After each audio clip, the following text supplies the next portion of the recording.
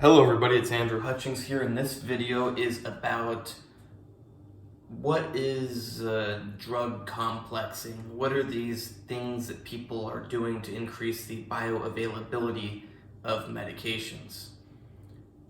Not a licensed physician, never giving medical advice, it's purely educational. So let's take two examples that are current in the fitness industry with turkesterone. I actually don't know this, but I watched a Greg Doucette video and he mentioned how Derek from More Plates, More Dates, his turkesterone uses some sort of cyclodextrin, and that his own uses piperine, or maybe you know it as bioperine from pepper. So what do they do and how do they help the absorption of turkesterone? So cyclodextrins are ring-shaped molecules of different sizes. The interior is very, I don't know if you need to say very, but it's pretty non-polar, which means it doesn't like water, which means it does like things like steroid molecules. Take a testosterone molecule, for example. It's very non-polar. It doesn't like water. It doesn't dissolve in water well. Maybe you can get a little tiny bit to dissolve in water. If you put like a little tiny bit, a lot of water, you heat it up really hot, but no, it's very non-polar. So the inside, so it's a ring, and it's non-polar, so the non-polar molecule can go inside the ring. But then the outside of it is polar, or more polar. Everything's on a spectrum.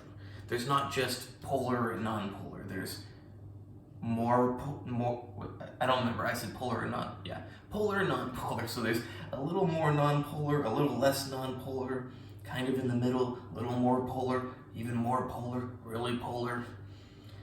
So yeah, it makes it more polar and able to dissolve in water better because the non-polar molecule goes in the center and then the outside of it that's exposed to the water is polar and dissolves in water.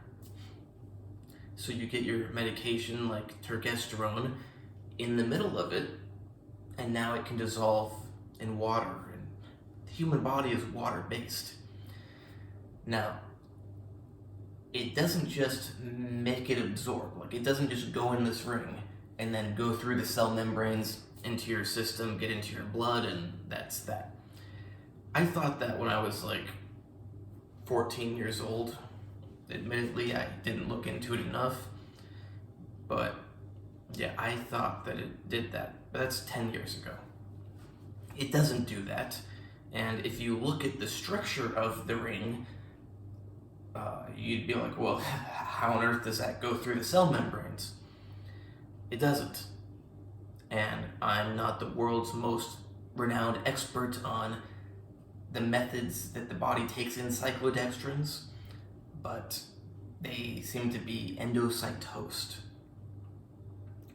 Other molecules, well, other big cells, take them in because they can't go through the membrane. So they need something to grab them and bring them in.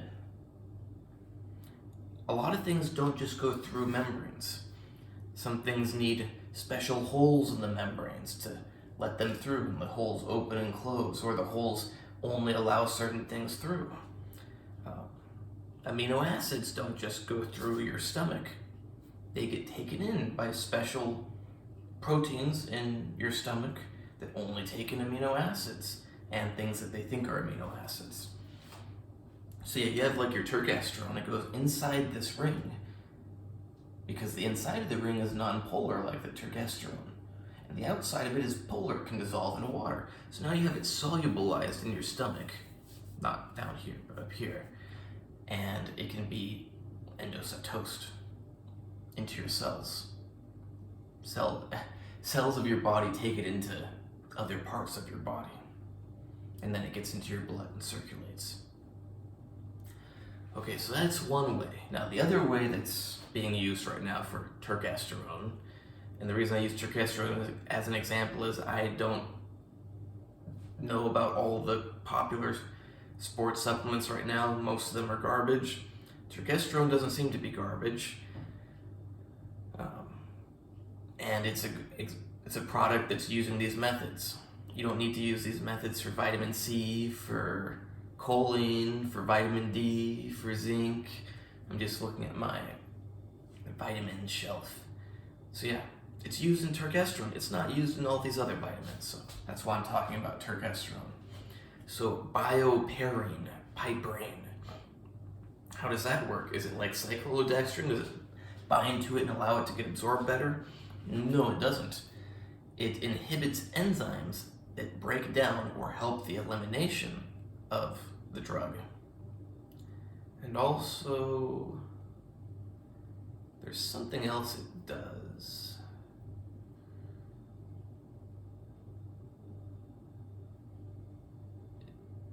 And perhaps it also changes how much of the drug is like taken out of the cells. Because just like things can go into cells and special proteins can help them go into cells, like they can allow them to go through or they can like bring them through. Yeah, this isn't a molecular biology video. But just like things can help things get into cells, other things can help things to get out of cells.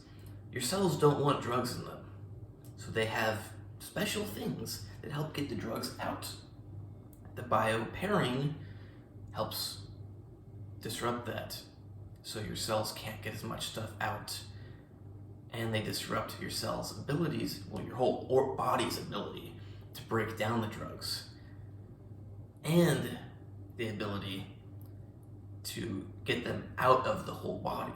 So like I was talking about getting them out of the cells, but there's also like how do you get it out of the whole body? Yeah, because say something is non-polar. Where is it going to go? I actually have a good video on this from like a year ago about how the body gets rid of drugs. But you have to keep in mind your urine is mostly water. If something is non-polar, it doesn't dissolve in water, it's not going to be in your urine going out of you. Yeah, a little bit of it can be in your feces, but it's not the most effective way of getting rid of things. And while it's in there, it can be reabsorbed. Great. So yeah, your body needs it to be polar enough to get rid of it. So it can put like sugars on it, for example. Make it a lot more polar. Sugars have lots of alcohol groups that are very polar. Helps it go out of with your urine easier. The bioperine can disrupt that. So now it's not being excreted in your urine as easily. And it's not being broken down as easily. And it's being left inside certain areas in your body more than being taken to other areas of your body. So yeah, long story short, to go back over it, cyclodextrins are rings. Non-polar molecules go in the center of the ring. The exterior of the ring is polar and can dissolve in water. They don't actually help it to just be absorbed. I mean, it gets absorbed, but it doesn't just pass through the cell membranes and get in your body. Different cells in your body actually bring it in. And the bioperine, I think you can still remember from 30 seconds ago, that it decreases your ability to get rid of drugs and decreases your ability to break down drugs. Do they work? Yes, they do work. How significantly?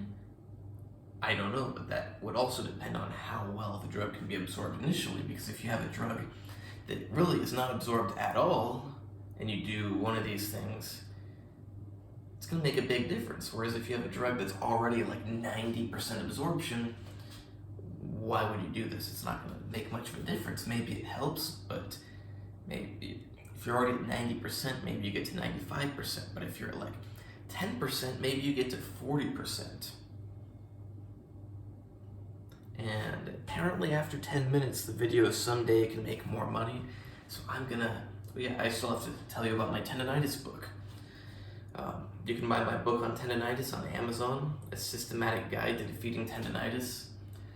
If you have tendinitis, I really don't need to explain to you why you should buy this book. But yeah, if you want to start living life pain-free, and not wasting your life, not wasting your money going to so many doctors, physical therapists, and everything. But most importantly, your life, because you don't get time back. So I would recommend getting the book as soon as possible. That way you can enjoy your life as soon as possible and not let it just waste away. And my website is andrewhutchings.org, where you can hire me for consultations, plans, whatever, on whatever. But you cannot hire me for medical advice.